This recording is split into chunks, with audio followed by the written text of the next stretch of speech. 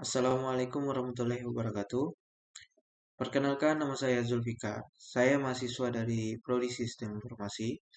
Di sini saya akan menjelaskan tentang materi teori atom dan perkembangan teori atom. Teori atom. Apakah atom? Menurut Demokritus, atom adalah partikel-partikel kecil yang tidak dapat dibagi lagi. Selanjutnya, perkembangan teori atom. Yang pertama, teori atom Dalton.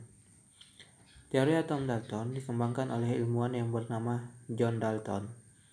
Beliau hidup sejak tahun 1766 sampai dengan 1844.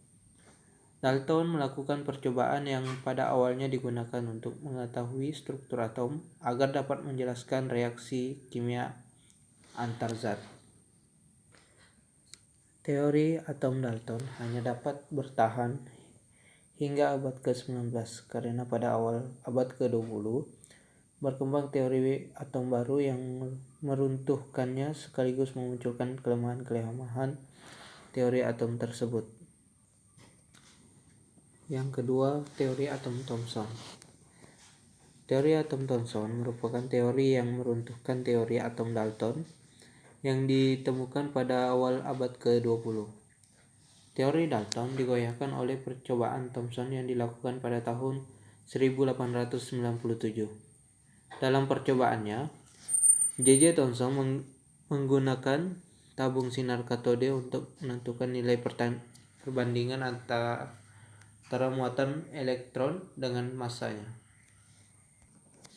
Dari data-data yang diperoleh melalui percobaan sinar katode ini, Thomson menemukan bahwa ukuran elektron lebih kecil daripada atom, dan elektron merupakan partikel yang menyusun atom. Karena elektron bermuatan negatif, maka akan ada partikel lainnya yang menyusun atom dengan jenis muatan yang berbeda, muatan positif, agar atom tetap bersifat netral. Selanjutnya, teori atom yang dikembangkan oleh Rutherford merupakan teori yang mementahkan kembali teori atom yang sudah dapat diterima sebelumnya, yaitu teori atom Thomson. Teori atom Thomson menganalogikan atom seperti roti kismis diuji kembali oleh beberapa ilmuwan. Pada tahun 1911, dua orang ilmuwan bernama Geiger dan Marsden dengan anjuran dari Ernest Rutherford melakukan uji coba penembakan plat logam emas yang sangat tipis dengan menggunakan partikel alfa.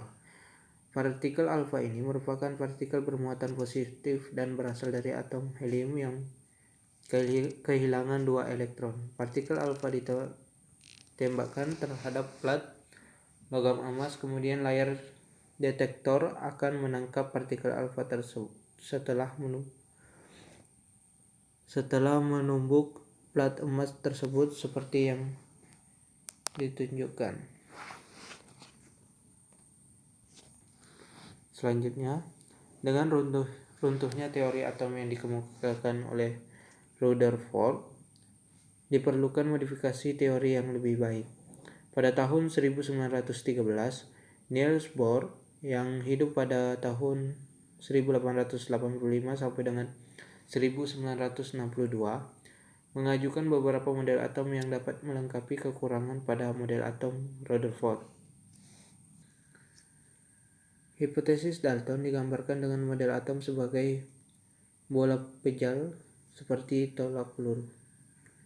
Teori atom Dalton didasarkan pada anggapan yang pertama, semua benda terbuat dari atom. Kedua, atom-atom tidak dapat dibagi maupun dipecah menjadi bagian lain. Ketiga, atom-atom tidak dapat dicipta maupun dihancurkan. Yang keempat, atom-atom dari unsur tertentu adalah identik satu terhadap lainnya dalam ukuran, massa, dan sifat-sifat yang lain. namun mereka berbeda dari atom-atom dari unsur-unsur yang lain. Yang kelima, perubahan kimia merupakan penyatuan atau pemisahan dari atom-atom yang tak dapat dibagi sehingga atom tidak dapat diciptakan atau dimusnahkan.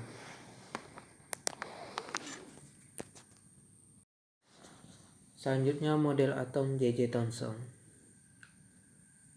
Pada awal abad ke-20, J.J. Thomson menggambarkan atom seperti bola roti dengan taburan kismis. Bola itu padat dan bermuatan positif.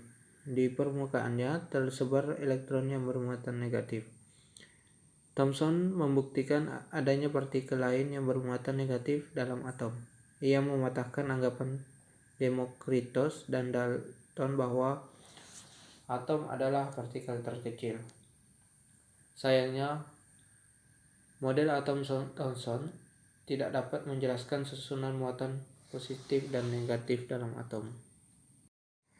Selanjutnya, model atom Rutherford. Ernest Rutherford adalah ahli fisika kelahiran Selandia Baru. Adalah salah satu tokoh yang berjasa dalam mengembangkan model atom. Rutherford membuat model atom seperti tata surya. Atom adalah bola berongga yang tersusun dari inti atom dan elektron yang mengelilinginya. Inti atom bermuatan positif. Selain itu, massa atom terpusat pada inti atom. Model ini persis seperti bagaimana planet mengelilingi matahari. Kelemahan model atom Rutherford.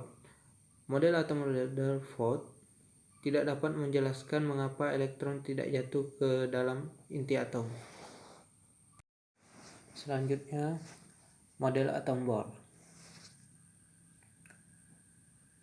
Yang pertama, elektron mengelilingi inti atom pada lintasan stasioner tanpa melepas atau menyerap energi.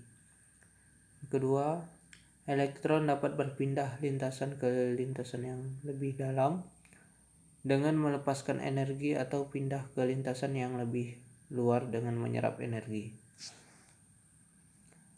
Kelemahan model atom Bohr. Yang pertama, model atom Bohr belum dapat menjelaskan adanya suborbital pada setiap lintasan elektron. Dan yang kedua, teori atom Bohr tidak dapat menerangkan berbagai fenomena dalam ikatan kimia, pengaruh medan magnet terhadap atom dan spektrum atau berelektron banyak. Struktur atom. Yang pertama, model atom Thomson merumuskan atom dengan menggunakan sudut pandang listrik dan atom berbentuk seperti agar-agar. Yang kedua, model atom Rutherford. Atom bermuatan positif dikelilingi oleh elektron. Yang ketiga, model atom Bohr menggunakan teori quantum Planck atau memancarkan atau menyerap radiasi dalam bentuk kuantum yang energinya berbanding lurus dengan frekuensi radiasi. Yang terakhir, keempat, model atom mekanika gelombang. De Broglie, partikel bersifat sebagai gelombang yang panjang. Gelombangnya adalah V. Baik, mungkin itu saja yang dapat saya jelaskan. Semoga bermanfaat untuk kita semua. Saya ucapkan terima kasih. Wassalamualaikum warahmatullahi wabarakatuh.